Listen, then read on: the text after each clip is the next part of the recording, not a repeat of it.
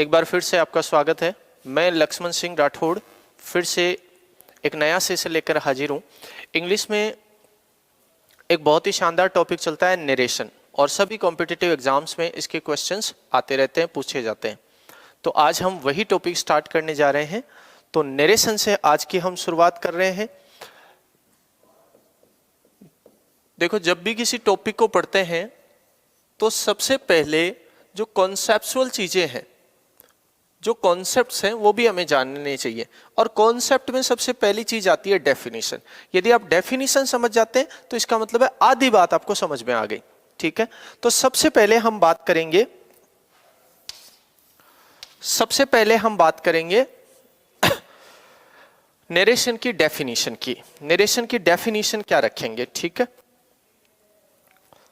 तो चलिए शुरू करते हैं। नरेशन जो वर्ड है ना, वो नेरेट से बना है।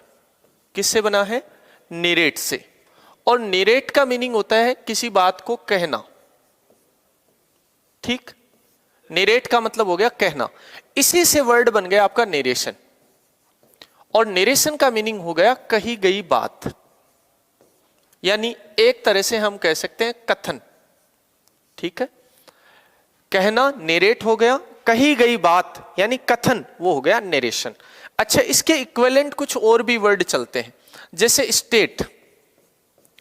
स्टेट का मीनिंग क्या होता है? कहना।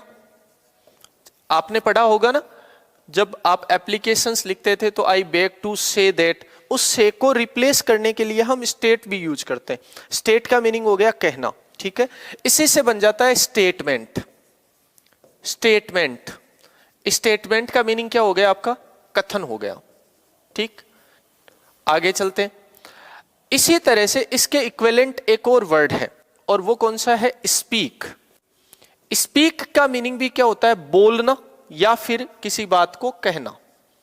ये भी है बोलना या कहना। इसी से एक वर्ड निकल गया स्पीच। स्पीक से कौन सा वर्ड बना? स्पीच। इसका मीनिंग भी क्या होता है? कथन ही होता है। तो इसका मतलब हमें यह समझ में आया कि नरेशन, स्टेटमेंट और स्पीच, तीनों ही वर्ड्स का मीनिंग क्या है? कथन। तो आप इसे नरेशन भी कह सकते हैं, और आप चाहें तो इसे कह सकते हैं नरेशन के अलावा स्पीच। ठीक है, तो आप इसे स्पीच भी बोल सकते हैं, क्योंकि नरेशन का भी वही मीनिंग है और स्पीच का भी वही मीनिंग है। पहली बात हो गई अपनी कंप्लीट। एक बार मैं फिर रिपीट कर देता हूं। नेरेट वर्ब है, इससे नाउन बना नरेशन। स्टेट वर्ब है, इससे नाउन बना स्टेटमेंट। स्पीक वर्ब है, इससे नाउन बना आपका स्पीच। तीनों का ही मीनिंग है कथन। ठीक है, तो नरेशन को हम स्पीच भी बोल सकते हैं। ठीक, अब बात यह आती है कि नरेशन कहते किसे, इसकी डेफिनेशन क्या होगी। ठीक है, तो जो ग्रामेटिकल डेफिनेशन है वो तो ये कहती है the act of telling stories, the act of telling stories, the act of telling stories is called narration.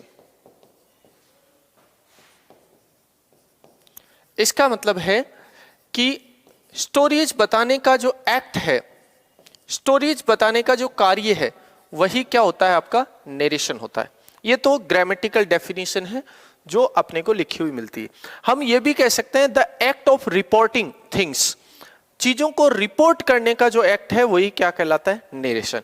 लेकिन एक डेफिनेशन हम खुद क्रिएट कर सकते हैं, और वो डेफिनेशन क्रिएट करने के लिए सबसे पहले मैं आपके सामने दो सेंटेंस लिख देता हूं। एक सेंटेंस तो है आई am busy today. I am busy today. ठीक है, ये वाला सेंटेंस आ गया।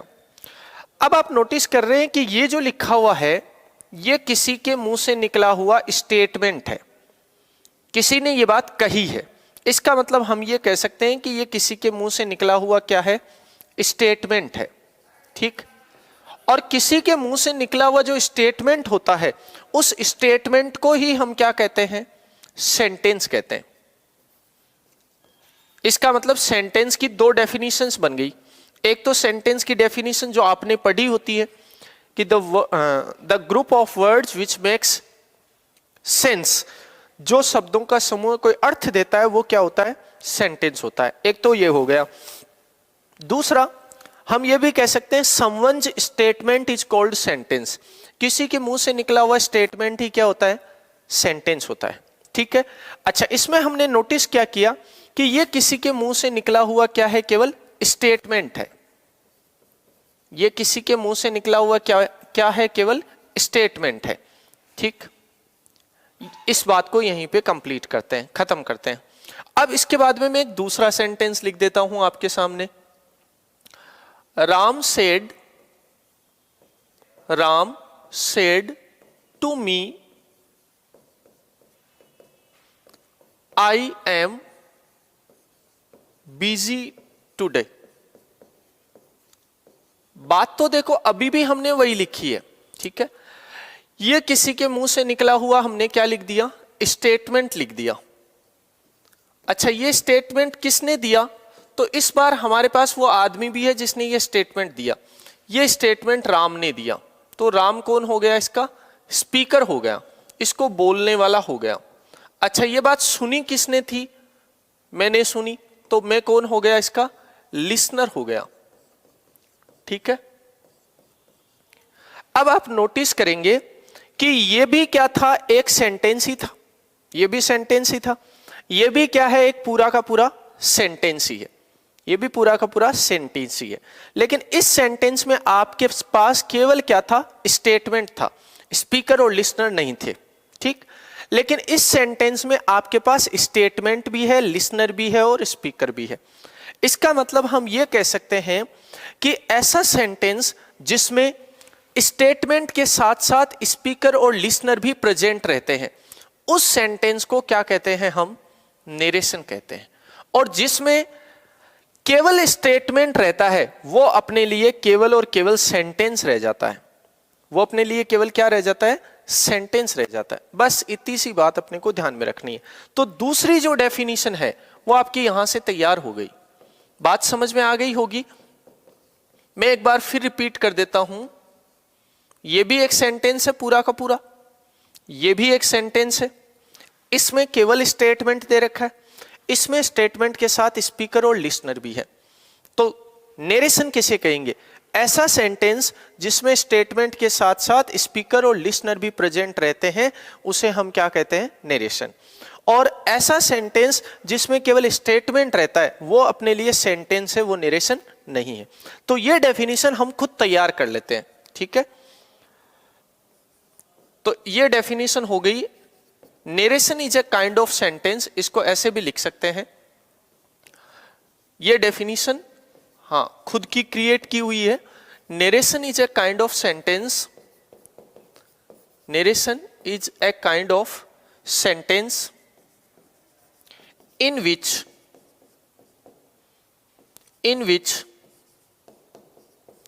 statement is present, in which statement is present along with the speaker and listener, along with the speaker and listener।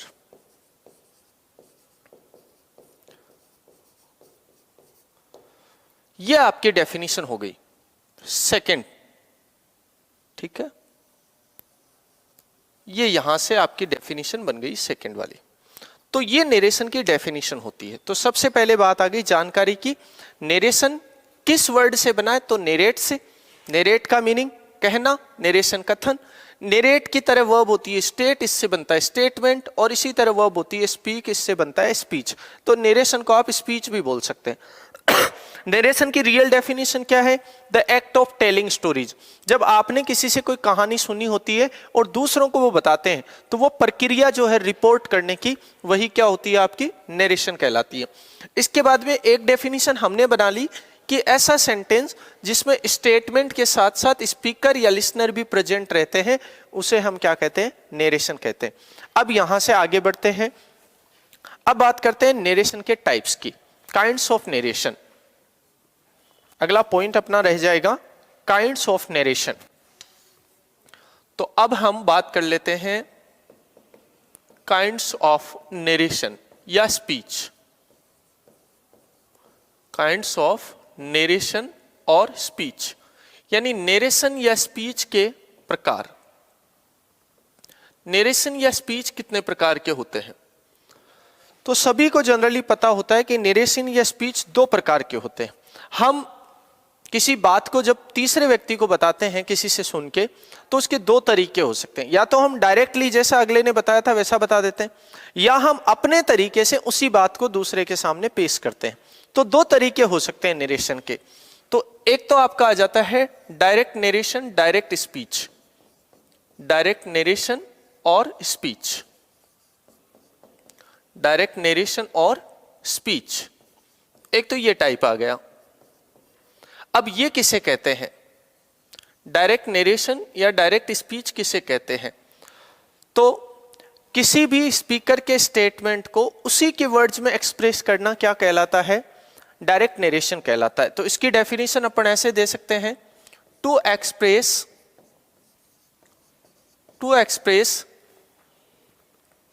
the speaker's statement, to express the speaker's statement in his own words, statement in his own words। इसका मतलब है किसी speaker के statement को उसी के शब्दों में एक्सप्रेस करना ही क्या कहलाता है? आपका डायरेक्ट नरेशन कहलाता है। अब डायरेक्ट नरेशन किस प्रकार का दिखाई देता है वो भी हम देख लेते हैं। तो अभी अभी हमने एक सेंटेंस लिखा था, Ram said to me, Ram said to me I am busy today, ये वाला स्टेटमेंट है। अब आप देखो, इसमें नोटिस कर पा रहे होंगे कि एक पार्ट तो ये है, ये वाला पार्ट, चलो मैं इसको बना देता हूं इस तरह से। एक पार्ट तो अपने पास ये वाला है, यहां तक,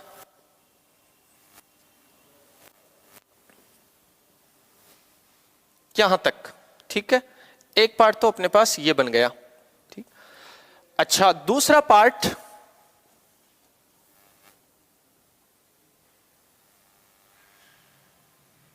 दूसरा पार्ट ये वाला आ गया आपका, इधर जो है।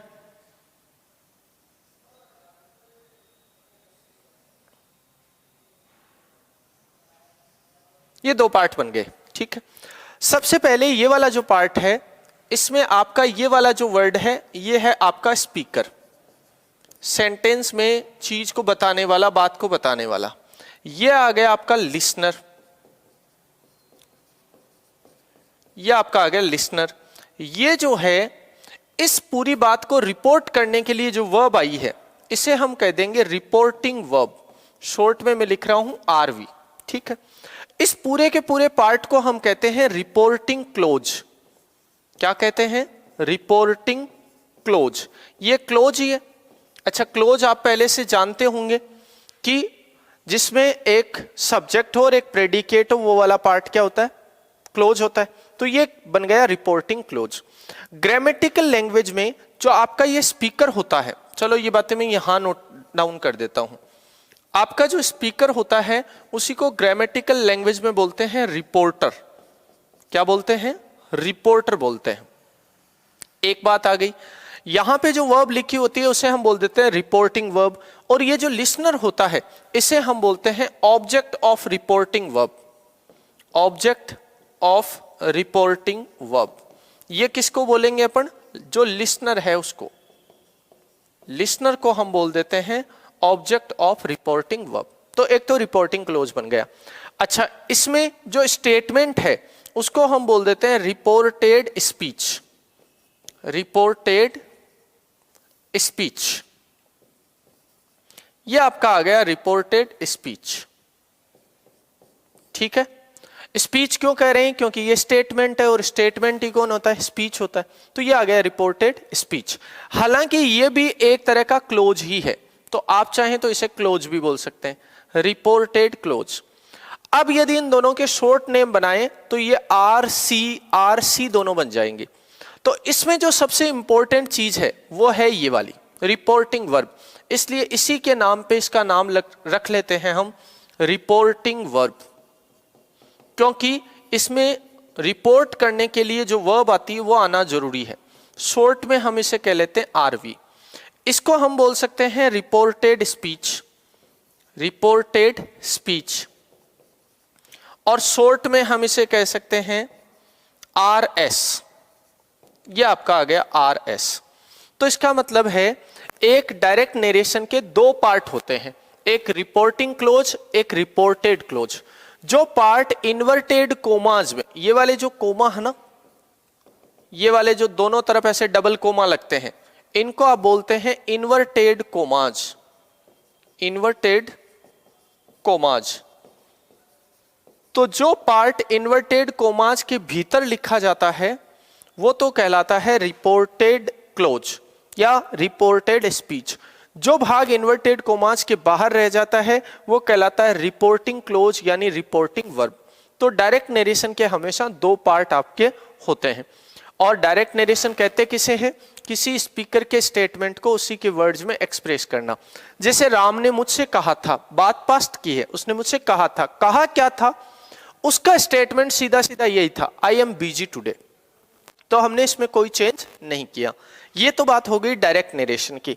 अब आ जाते हैं दूसरे टाइप पे। दूसरा टाइप है आपका इनडायरेक्ट नरेशन, इनडायरेक्ट नरेशन या इनडायरेक्ट स्पीच, इनडायरेक्ट नरेशन या इनडायरेक्ट स्पीच। ठीक है, अच्छा, इनडायरेक्ट नरेशन या इनडायरेक्ट स्पीच किसे कहेंगे? तो पहले तो अपन इसकी डेफिनेशन लिख लेते हैं, वही to express the speaker's statement, to express the speaker's statement in his own words की जगह अब हम लिख देंगे in our words. To express the speaker's, अच्छा स्टेटमेंट नहीं लिखा, to express the speaker's statement in our words, अपने शब्दों में किसी स्पीकर के स्टेटमेंट को एक्सप्रेस करना, वही क्या कहलाता है? इनडायरेक्ट नरेशन कहलाता है। अभी अभी हमने जो सेंटेंस लिखा था उसी को मैं यहां पे रिपीट कर देता हूं। रिपीट करते हुए हम लिखेंगे Ram told me that he was busy that day। यह आपका सेंटेंस आ गया। अब हमने इसको इनडायरेक्ट में चेंज कर दिया। पहले था Ram said to me I am busy today, अब बन गया Ram told me that he was busy that day। इसका मतलब बात तो हम वही कह रहे हैं, राम ने मुझे बताया था कि वह उस दिन व्यस्त था, और पहले हमने कहा था राम ने कहा था मैं आज बिजी हूं, मैं आज व्यस्त हूं। तो बात तो दोनों एक ही हुई। इसका मतलब है जब भी हम डायरेक्ट से इनडायरेक्ट बनाते हैं तो सेंटेंस का मीनिंग चेंज नहीं होता, बस सेंटेंस को बोलने का, बताने का जो तरीका है केवल वो चेंज होता है। तो ये हो गया इनडायरेक्ट स्पीच। क्या इसके भी दो पार्ट होते हैं? नहीं, इसके कोई पार्ट नहीं होते, ये अपने आप में सिंगल होता है, इसमें कोई इन्वर्टेड कोमास का यूज नहीं होता। तो ये दो बातें अपने को ध्यान में रखनी है। पहली बात, डायरेक्ट नरेशन इसके दो पार्ट होते हैं, इनडायरेक्ट नरेशन के कोई पार्ट नहीं होते।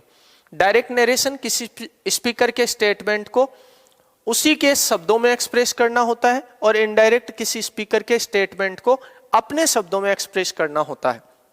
ठीक है, डायरेक्ट के इनडायरेक्ट बनाने पे सेंटेंस का मीनिंग चेंज नहीं होता, केवल बोलने का, बात करने का जो तरीका है वो बदल जाता है। ठीक है, तो बात को कहने का केवल तरीका बदल रहा है, बाकी सब कुछ वैसा ही है।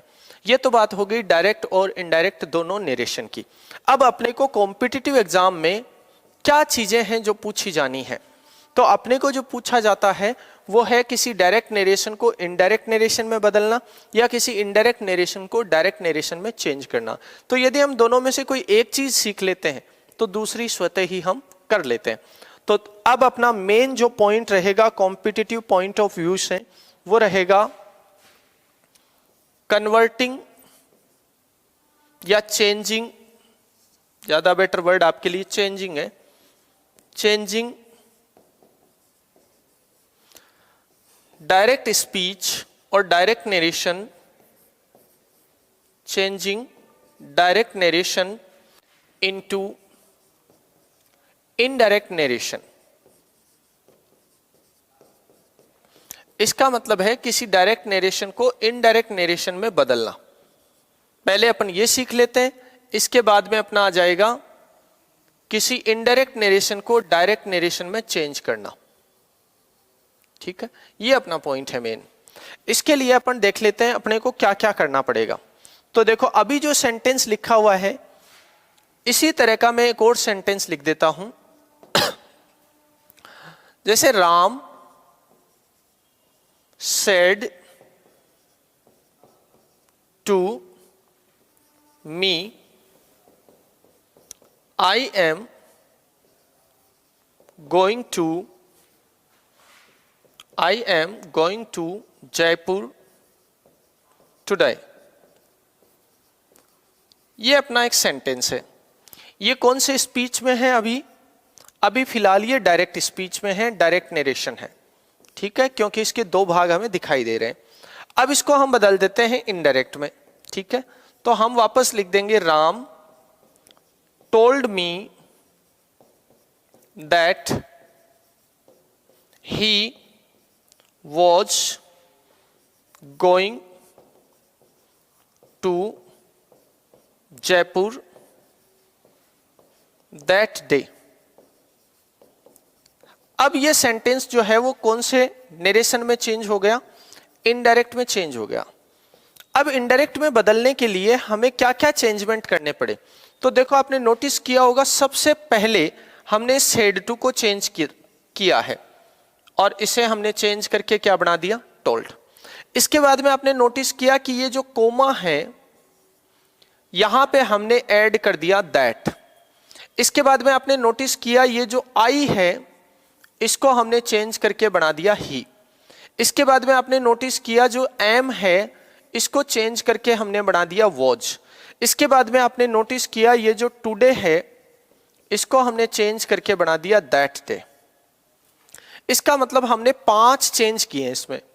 सबसे पहले ये सेड टू चेंज किया है, फिर कोमा, ये इन्वर्टेड कोमा इनको हटाया है, फिर आई को चेंज किया है, फिर एम को चेंज किया और फिर टुडे को चेंज किया है।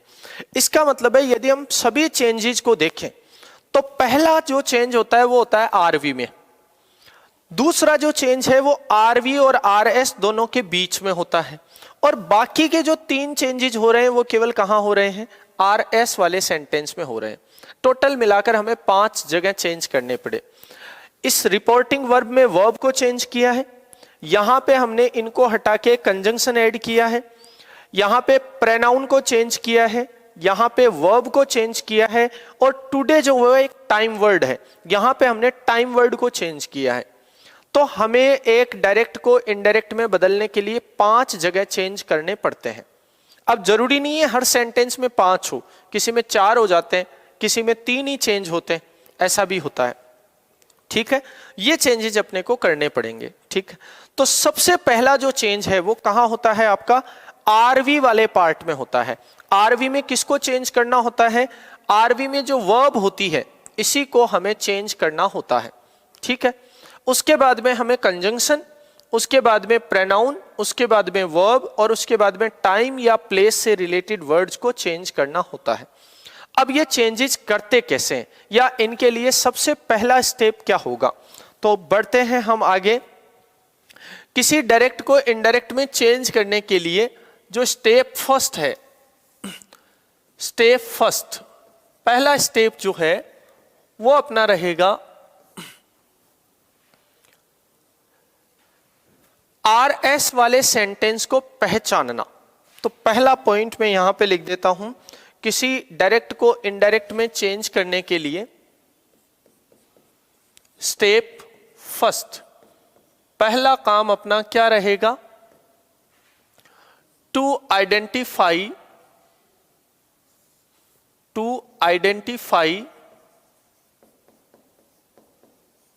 The sentence of to identify the sentence of R S, इसका मतलब है आर एस के सेंटेंस को आइडेंटिफाई करना, आर एस के सेंटेंस को आइडेंटिफाई करना। सबसे पहले हमें यही चीज जाननी है, ठीक है। अब देखते हैं कैसे। सबसे पहले ध्यान में यह रखना है, इन R S 5 kinds of sentences, 5 kinds of sentences are generally given,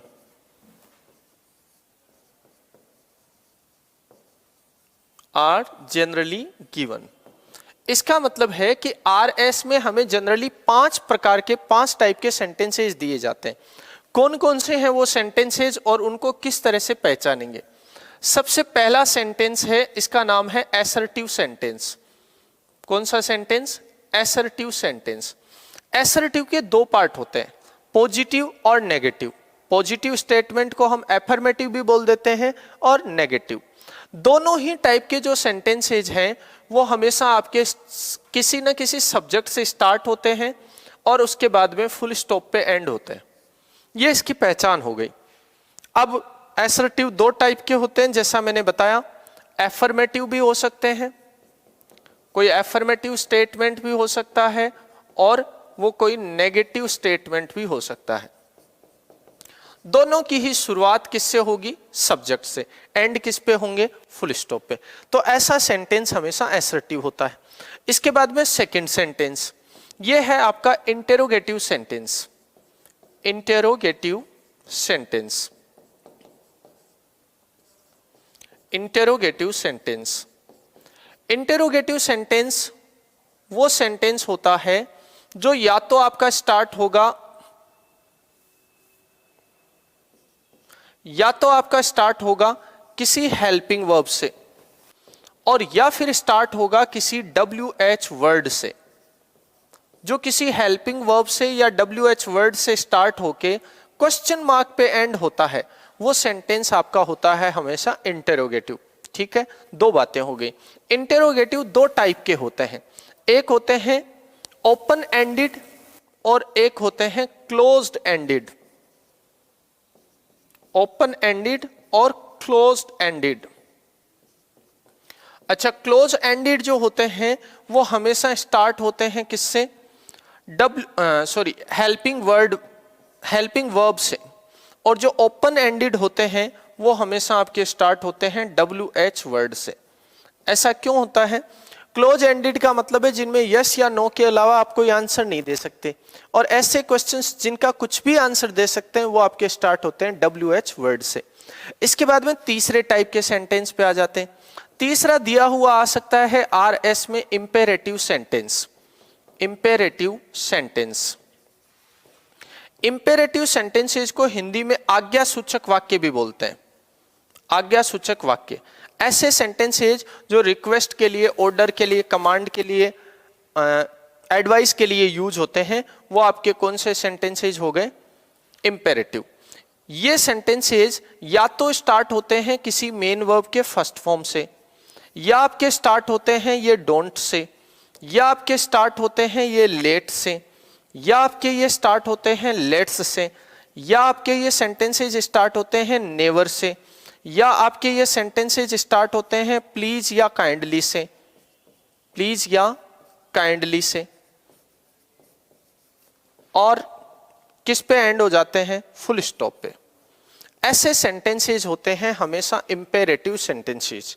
ठीक है, जो या तो मेन वर्ब की फर्स्ट फॉर्म से शुरू होकर फुल स्टॉप पे खत्म हो जाए, या डोंट से स्टार्ट होकर फुल स्टॉप पे खत्म हो जाए, या लेट से स्टार्ट होकर फुल स्टॉप पे खत्म हो जाए, या नेवर से स्टार्ट होकर फुल स्टॉप पे खत्म हो जाए, या प्लीज काइंडली वर्ड से स्टार्ट होकर फुल स्टॉप पे खत्म हो जाए। वो आपके आ गए इंपेरेटिव सेंटेंसेज। इसके बाद में चौथे सेंटेंसेज जो हैं वो हैं optative sentences. Optative sentences, optative sentences जो हैं, ऑप्टेटिव सेंटेंसेज जो हैं ये हमेशा कामना करने के लिए, अच्छी बुरी दुआ करने के लिए यूज किए जाते हैं। इनकी पहचान ये है कि ये हमेशा स्टार्ट होते हैं में से और ये खत्म हो जाते हैं इस वाले चिन्ह पे जिसको बोलते हैं हम एक्सक्लेमेशन मार्क, यानी विस्मयादि बोधक चिन्ह। में से स्टार्ट होकर इस चिन्ह पे खत्म हो जाने वाले सेंटेंसेस ऑप्टेटिव होते हैं।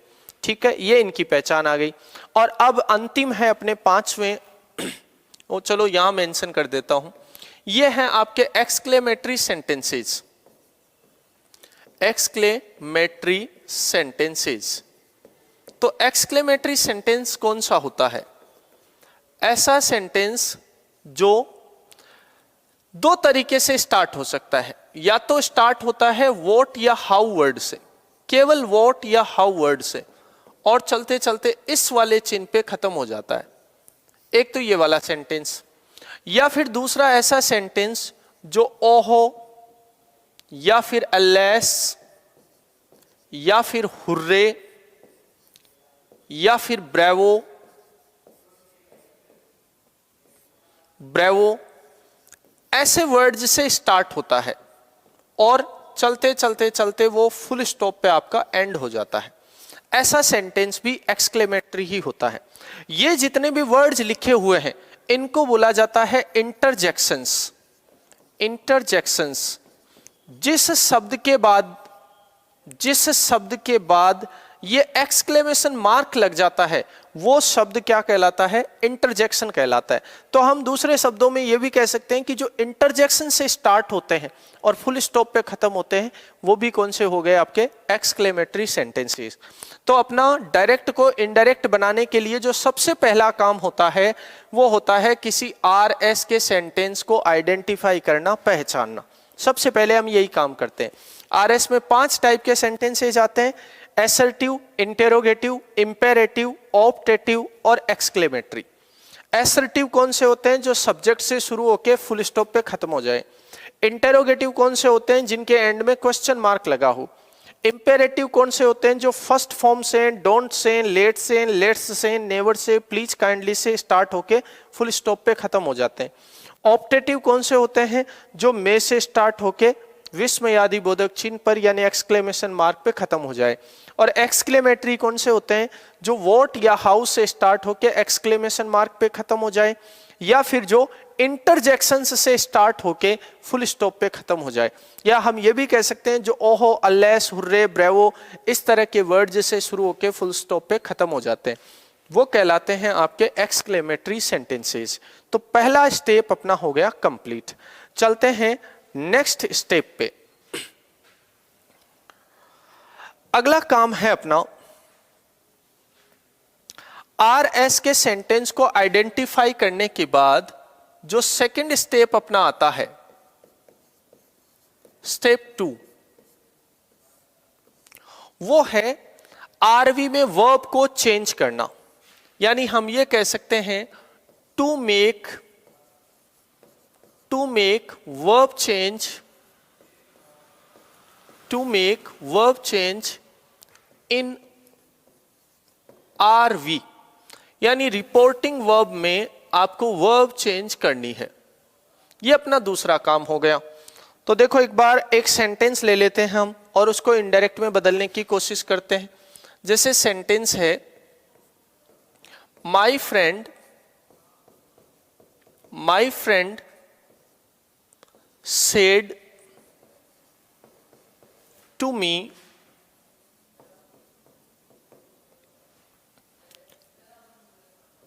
where are you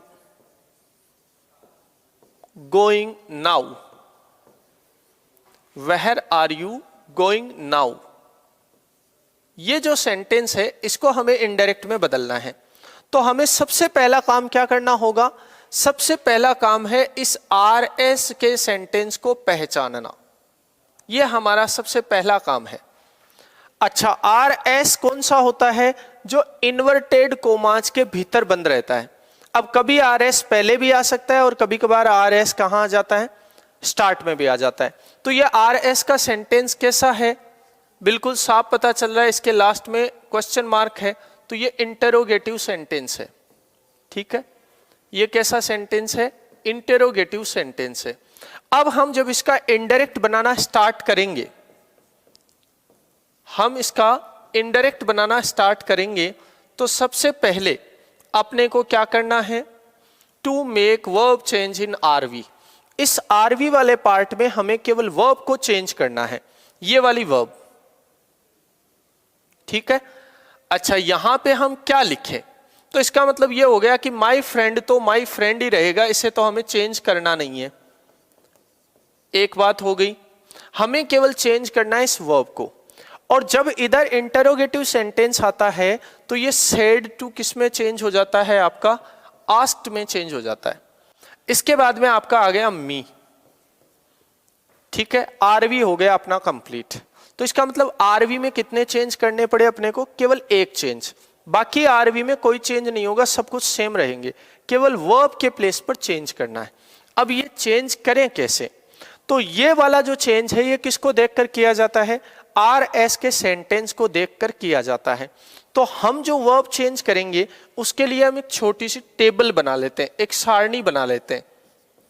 अच्छा, ये जो वर्ब चेंज करेंगे हम कहां चेंज करेंगे, आरवी में करेंगे। तो अब हम वर्ब चेंज करने के लिए एक टेबल बना लेते हैं, ठीक है। इस टेबल में सबसे पहला कॉलम जो आ जाएगा वो आ जाएगा आपका गिवन वर्ब।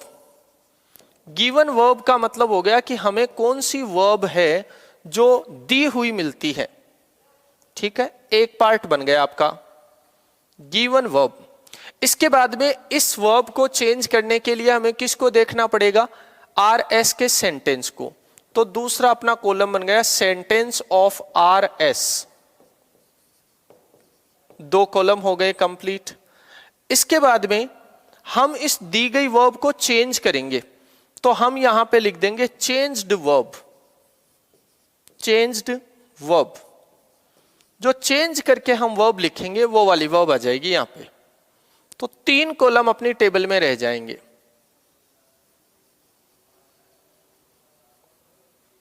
ठीक है, given verb, sentence of R S and changed verb.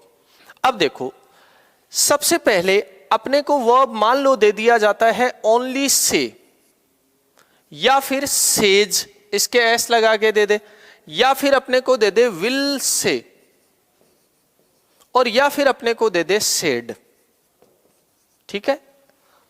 और यदि आर एस का सेंटेंस हो आपका एफर्मेटिव, कैसा हो, एफर्मेटिव की जगह मैं एसर्टिव लिख देता हूं, एसर्टिव, ठीक।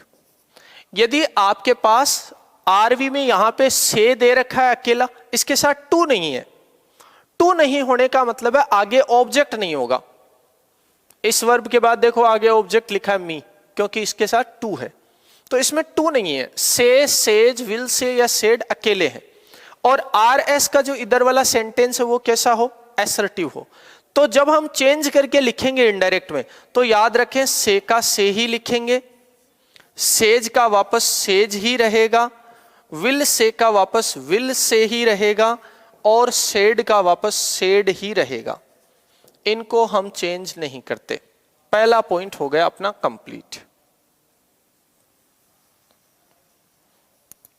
ठीक है। ये बात आसानी से समझ में आ गई होगी कि जब भी हमें से, सेज, विल से या सेड यहां पे दे रखा हो आरवी में, टू नहीं हो उनके साथ, और आर एस का सेंटेंस हो एसर्टिव, तब हम जब इनडायरेक्ट बनाएंगे तो से का से ही रखेंगे, सेज का सेज ही रखेंगे, विल से का विल से ही रखेंगे, और सेड का सेड ही रखेंगे।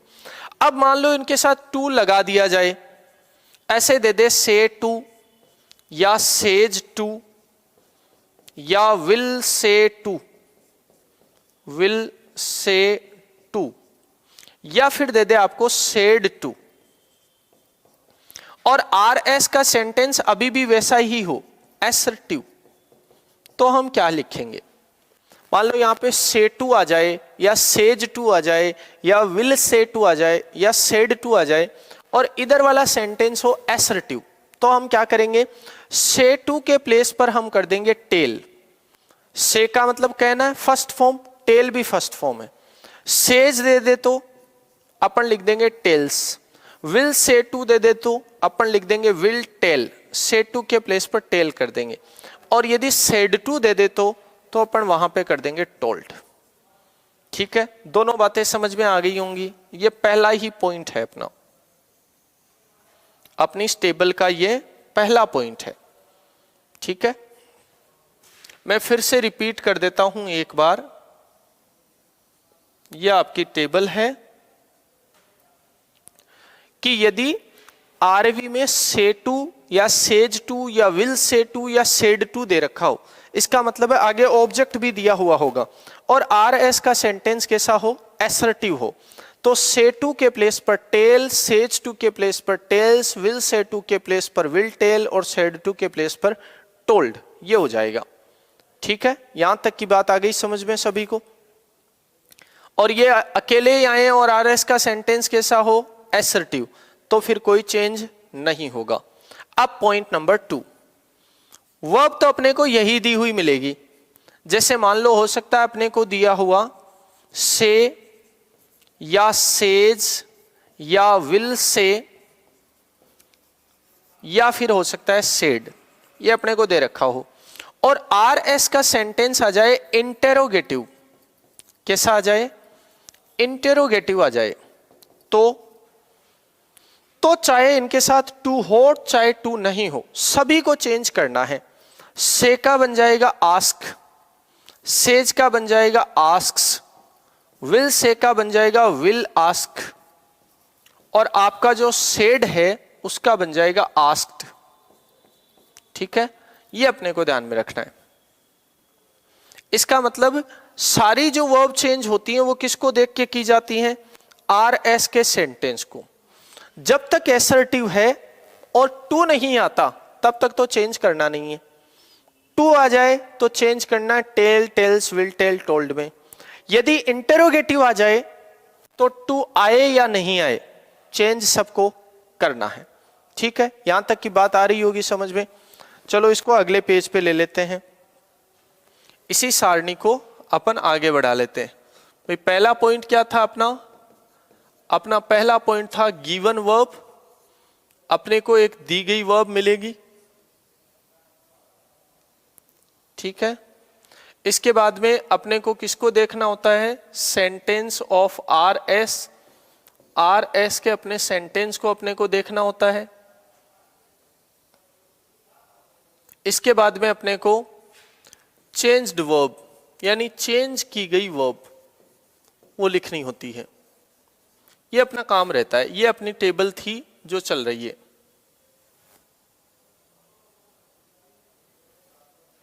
ठीक है, अब अपन सेकंड पॉइंट पे थे, तो अब मैं लिख देता हूं, मान लो अपने पास से टू दे रखा हो या सेज टू दे रखा हो या विल से टू दे रखा हो, विल से टू, ठीक है, और या फिर दे रखा हो सेड टू। यदि आर एस का सेंटेंस आ जाए आपका इंटेरोगेटिव, कैसा आ जाए, इंटेरोगेटिव, तो मैंने कहा था इंटेरोगेटिव आने पर चाहे टू हो और चाहे इनके साथ नहीं हो, सभी को चेंज करना है। चेंज किस में करेंगे इंटेरोगेटिव आने पर, से टू का बन जाएगा आस्क, सेज टू का बन जाएगा आपका आस्क्स, एस लग जाएगा, विल से टू का बन जाएगा विल आस्क, और सेड टू का बन जाएगा आपका आस्क्ड। ये आप चेंज कर देंगे। ये आपका सेकंड पॉइंट भी हो गया इस टेबल का कंप्लीट। ठीक है, यहां तक की बात हो गई क्लियर। अब इसके बाद में, अब ये से सेज जनरली अपने को दिए हुए नहीं मिलते, या तो अपने को दिया हुआ मिलता है अकेला सेड, या अपने को दिया हुआ मिलता है सेड टू, या तो सेड अकेला या सेड टू, यानी या तो बिना ऑब्जेक्ट के आएगी वर्ब या ऑब्जेक्ट के साथ आएगी।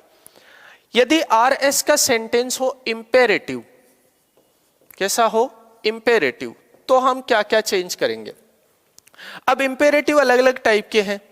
सबसे पहले ऐसे सेंटेंसेज जो मेन वर्ब की फर्स्ट फॉर्म से स्टार्ट होते हैं, यदि उनमें से कोई आ जाता है तो आप सेड या सेड टू के प्लेस पर यूज करते हैं एडवाइज्ड।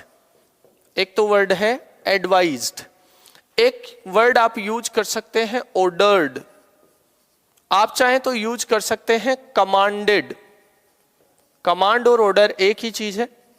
आप चाहें तो यूज कर सकते हैं वार्नड। इस तरीके के वर्ड्स आप यूज करेंगे कब?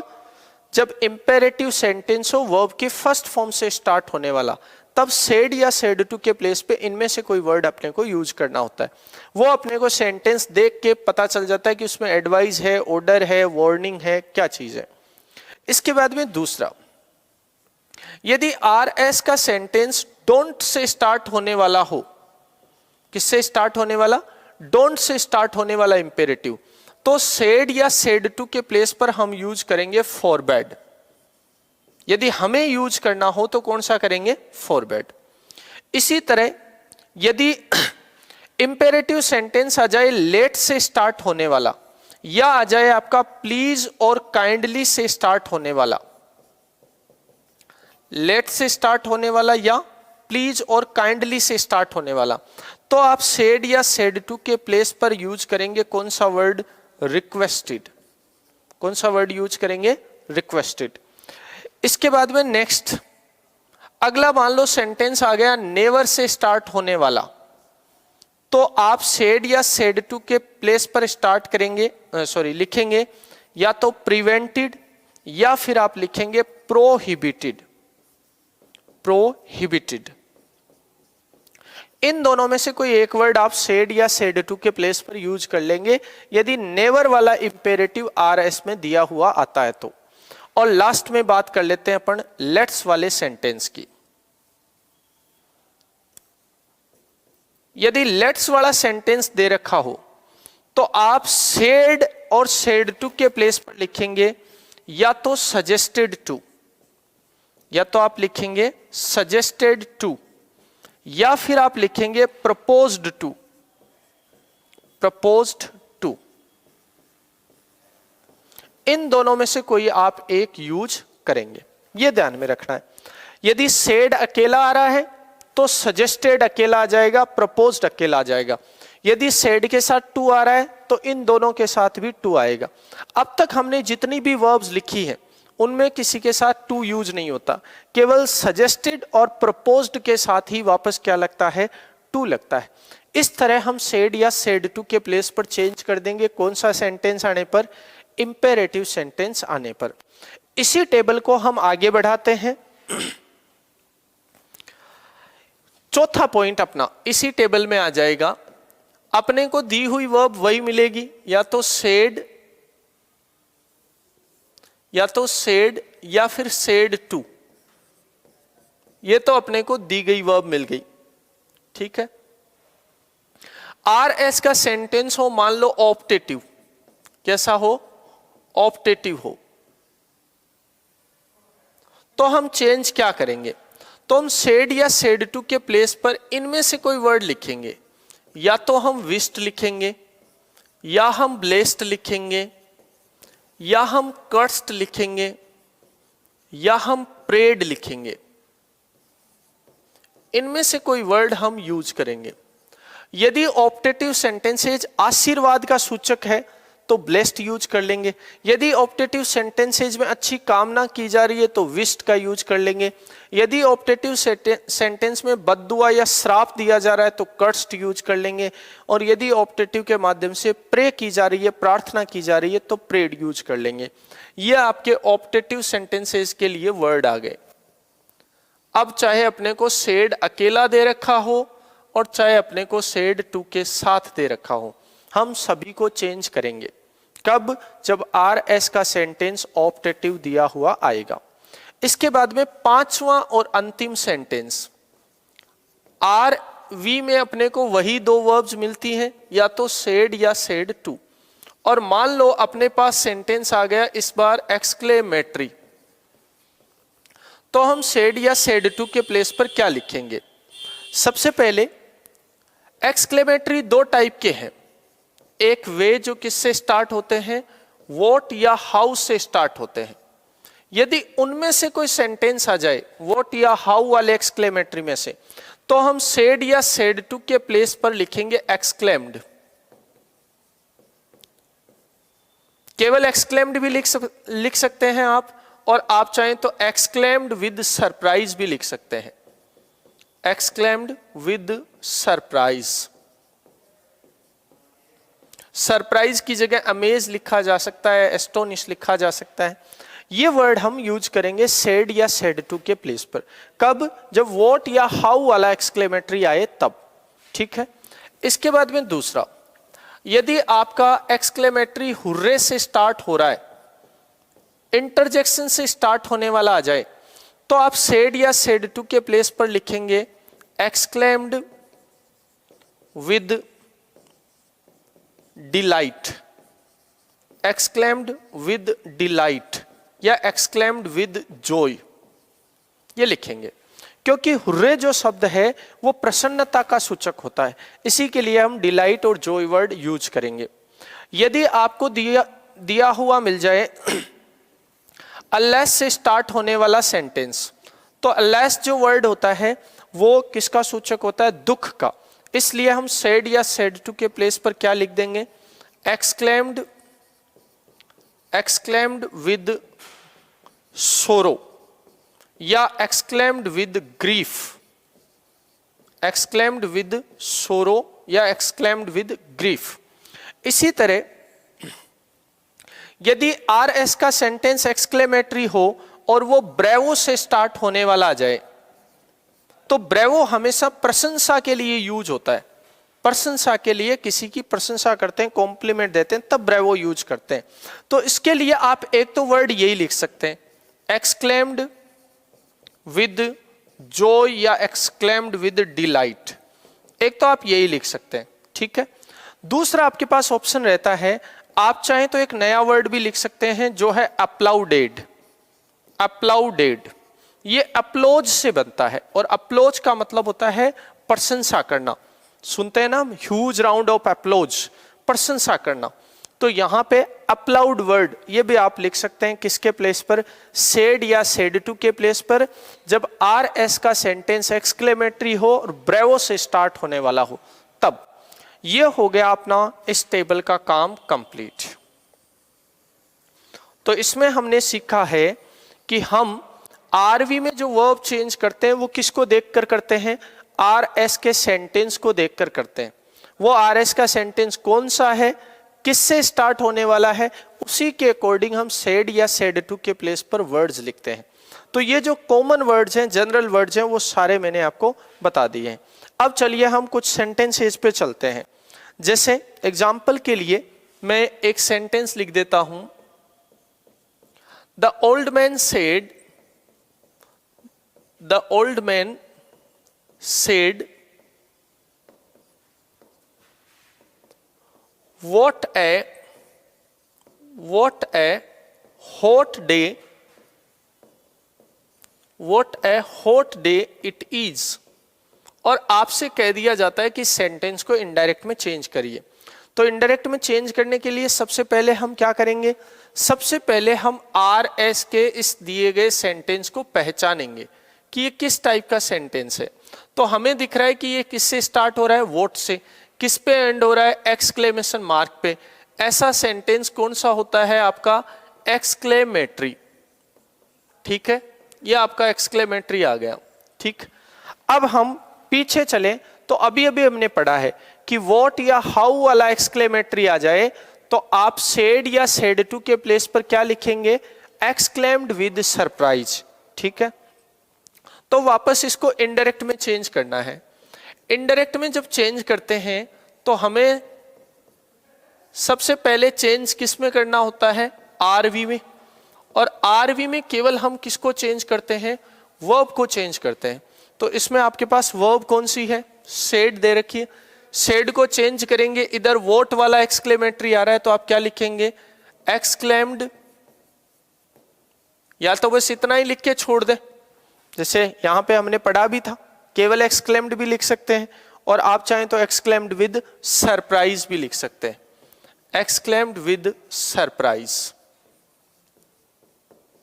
ठीक है, यहां तक हम पहुंच गए। आगे की चीजें अभी हमें सीखनी है तो वो हम जब सीखेंगे तब चेंज करेंगे। फिलहाल जो चेंज हमने सीखा है वो हमने कर दिया। नेक्स्ट अगला sentence, she said to her mother. To her mother. अब आ गया let me go to the cinema. Let me go to the cinema. अब इस सेंटेंस को आपको कह दे कि इनडायरेक्ट में चेंज करो, तो सबसे पहले अपना काम क्या होगा, आर एस वाले सेंटेंस को पहचानना। यह आर एस का सेंटेंस है, किससे स्टार्ट हो रहा है भाई, लेट से। किस पे एंड हो रहा है, फुल स्टॉप पे। कैसा सेंटेंस है ये, तो जो लेट से शुरू होते हैं और फुल स्टॉप पे खत्म होते हैं वो कैसे सेंटेंसेज हैं, इंपेरेटिव। ये आपका एक इंपेरेटिव सेंटेंस आ गया, ठीक है। ये आपका कौन सा सेंटेंस आ गया, इंपेरेटिव। किससे स्टार्ट होने वाला है, लेट से स्टार्ट होने वाला। लेट से स्टार्ट होने वाला आए तो सेड या सेड टू के प्लेस पर आप क्या लिखेंगे, रिक्वेस्टेड लिखेंगे। तो अब आ जाते हैं अपन इसी सेंटेंस पे। अब इसको चेंज करना है इनडायरेक्ट में, तो सबसे पहले आपको क्या करना होगा, सबसे पहले क्या करना होगा, सी सेड टू के प्लेस पर आप क्या लिख देंगे, रिक्वेस्टेड, ठीक है। इसके बाद में आगे बढ़े तो हर मदर, हर मदर। ये आरवी का काम हो गया अपना कंप्लीट। आगे का अभी तक हमने कुछ भी सीखा नहीं है, इसलिए एक बार इसको छोड़ देते हैं। हमने केवल इतना सीखा है कि सबसे पहले हमें आरएस के सेंटेंस को पहचानना है, उसी के अनुसार हमें सेड या सेड टू के प्लेस पर चेंज करना है, ठीक है। एक और सेंटेंस ऐसा ही ले लेते हैं।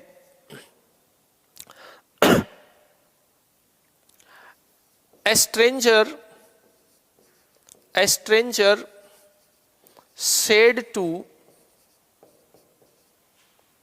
me, what is your name?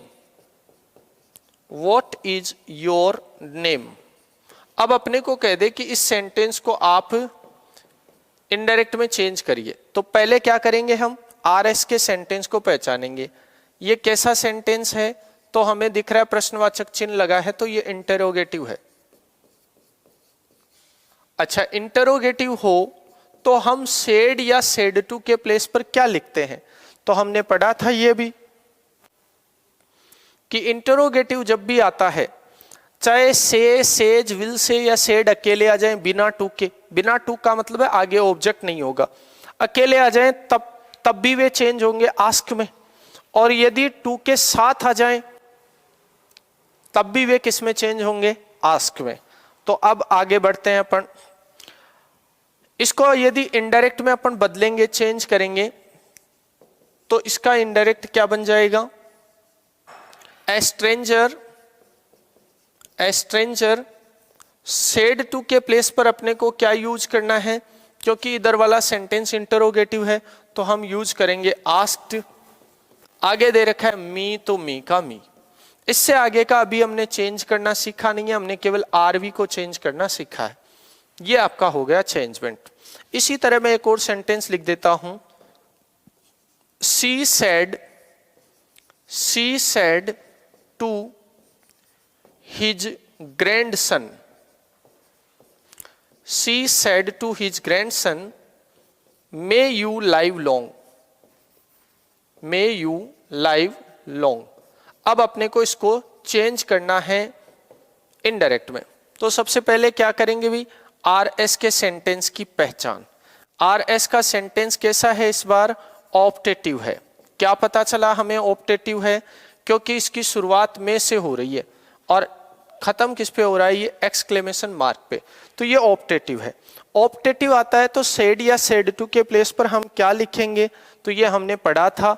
Optative आता है तो सेड या सेड टू के प्लेस पर या तो विश्ड या ब्लेस्ड या कर्स्ड या प्रेड।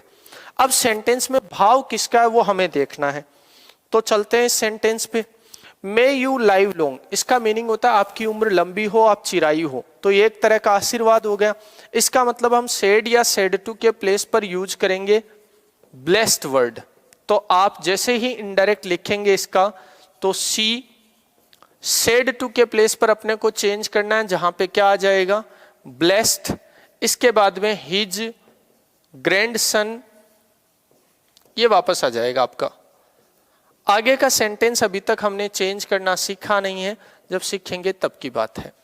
तो इस तरह से हमें सबसे पहले आर एस के सेंटेंस को पहचानना है, उसी के अनुसार सेड या सेड टू या सेज या विल से जो भी दिया हुआ आता है वहां पे चेंजमेंट अपने को करने हैं। ये बात हो गई सबसे पहला जो काम है अपना, जो स्टार्टिंग 2 स्टेप हैं उनको पूरा करने की। अब इसके बाद में जो अगला पॉइंट है अपना वो है, जैसे ही हम आरवी में चेंज कर लेते हैं तो हम पहुंच जाते हैं इस प्लेस पर जहां पे कोमा लगे हुए हैं, इन्वर्टेड कोमा लगे हुए हैं, उस जगह पर हम पहुंच जाते हैं। और उस जगह पर हम पहुंचते हैं तो हमें उस कोमा या इन्वर्टेड कोमा को हटाना होता है और वहां पे हमें जोड़ना होता है कंजंक्शन। तो अगला काम है फिर अपना कंजंक्शन ऐड करना। एक बार आप इनको देखिए,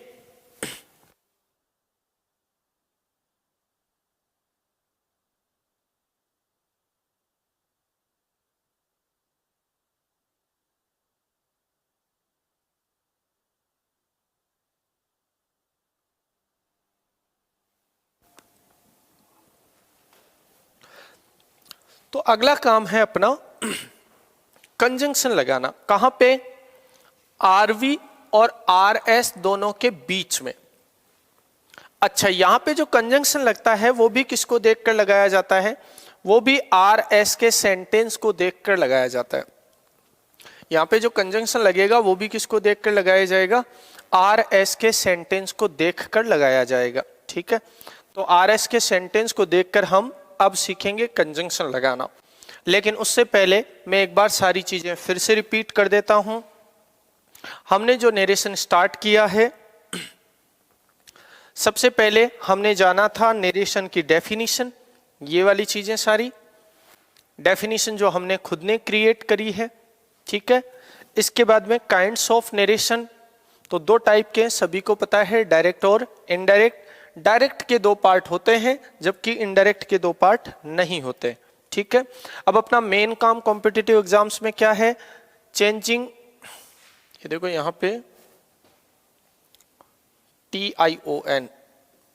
ठीक है, तो changing direct narration into indirect narration, किसी डायरेक्ट को इनडायरेक्ट में चेंज करना। ठीक, चेंज करने के लिए अपने को 5 चेंज करने होते हैं। ठीक है, वो कहां कहां करते हैं? तो एक आरवी में, एक आरवी और आरएस के बीच में, और बाकी के 3 आरएस वाले सेंटेंस में। सबसे पहले क्या करना होता है? हमें आरएस के सेंटेंस को पहचानना होता है। आरएस में ये 5 टाइप के सेंटेंसेज आते हैं जिनकी पहचान मैंने साथ में लिखी है, जिनसे हम आसानी से इनको पहचान सकते हैं। इसके बाद में अगला काम क्या होता है? अगला काम होता है आरवी वाले पार्ट में केवल वर्ब को चेंज करना, बाकी सब कुछ वैसा ही रखना। तो वर्ब को चेंज किसको देखकर करेंगे? आरएस के सेंटेंस को देखकर करेंगे। अब जैसा आरएस का सेंटेंस होगा वैसे ही वर्ब चेंज होते रहेंगे। से, सेज, विल से या सेड अकेले हों, और यदि असर्टिव आ रहा है तो चेंज नहीं करना है, इंटरोगेटिव आ रहा है तो चेंज करना है, और कोई भी सेंटेंस आए तो चेंज करना है। टू लगा हुआ आ जाए तो असर्टिव आने पर भी चेंज होगा, और बाकी कोई सेंटेंस दिया हुआ आ जाता है तो भी चेंजमेंट होंगे। अब इंपेरेटिव में फर्स्ट फॉर्म वाला आए तो क्या क्या वर्ड लिख सकते हैं? डोंट वाला सेंटेंस आए तो सेड और सेड टू के प्लेस पर क्या लिख सकते हैं? लेट, प्लीज, काइंडली वाला सेंटेंस आए तो रिक्वेस्टेड अपने को लिखना होगा। नेवर वाला सेंटेंस आए तो प्रिवेंटेड और प्रोहिबिटेड लिखना होगा, और लेट्स वाला सेंटेंस आ जाए तो सजेस्टेड और प्रपोज्ड टू। ये दो ऐसे वर्ड्स हैं जिनमें वापस क्या लगता है? टू। बाकी किसी भी वर्ड में टू नहीं लगता। एक्सक्लेमेटरी आए तो कौन सा एक्सक्लेमेटरी आने पर क्या वर्ड्स अपन यूज करेंगे सेड और सेड टू के प्लेस पर, वो भी मैंने यहां पर मेंशन किए हैं। और ऑप्टेटिव आ जाए तो हम कौन से वर्ड्स मेंशन करेंगे। उसके बाद में हमने चेंज करके देखा है किस तरह से हम सेंटेंसेज को डायरेक्ट से इनडायरेक्ट में चेंज करते हैं।